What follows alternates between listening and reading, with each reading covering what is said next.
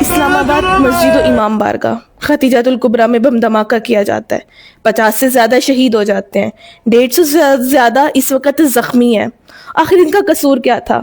خیر یہ پہلی دہشت گردی نہیں جو مسجد میں ہوئی، آج سے 1400 سال پہلے بھی دہشت گردی مسجد میں ہوئی، اور کرنے والا کون تھا؟ مسلمان۔ جیسے آج مسلمان نے نعرہ تکبیر بلند کر کے مسلمانوں کو مارا، آج سے 1400 سال پہلے بھی یہی ہوا۔ پہلی دہشت گردی ہوئی مسجد کوفہ میں، مولا علی علیہ السلام کو سجدے کی حالت میں ضربت لگا کر شہید کیا گیا۔ دوسری دہشت گردی ہوئی کربلا میں، امام حسین علیہ السلام کو سجدے کی حالت میں نعرہ تکبیر بلند کر کے ذبح کیا گیا۔ عجب مذاق ہوا اسلام کی تقدیر کے ساتھ، سر حسین کو کاٹا گیا نعرہ تکبیر کے ساتھ۔ یہ کرنے والے کون ہیں؟ آج سے 1400 سال پہلے مولا علی علیہ السلام اور امام حسین علیہ السلام کو نماز کی حالت میں شہید کیا، اور آج ان کے ماننے والوں کو مسجد میں بم دھماکہ کر کے شہید کر دیا گیا۔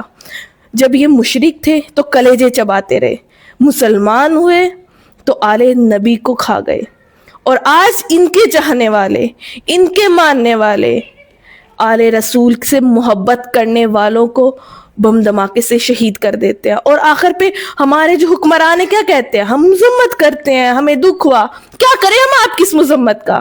کیا فائدہ آپ کی اس مذمت کا؟ نہ کریں مذمت، ہمیں حق دیں، ہمیں بتائیں کہ یہ کس نے کیا، ہمیں انصاف دیا جائے، ان کو سزا دی جائے، جو انہوں نے کیا اس کی سزا دی جائے۔